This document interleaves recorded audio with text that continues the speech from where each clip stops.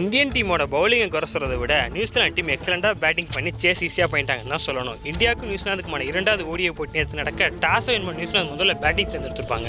இந்தியாவுக்காக ஓப்பனிங் வந்த ரோஹித் சர்மா சுப்மன் கில் என்ன தான் பவர் பிளே 57 நல்லா ஸ்டார்ட் கொடுத்தாலும் ரோஹித் சர்மா பவர் பிளே முடிஞ்சதுக்கப்புறம் அக்ரெசிவ் ஆடப்போ 24 விக்கெட் கொடுத்துருப்பாங்க. அடுத்து வந்து கிங் கோலி சுப்மன் கில் எக்ஸலண்டாக பார்ட்டிசிபேட் போடுவாங்க எதிர்பார்த்தா.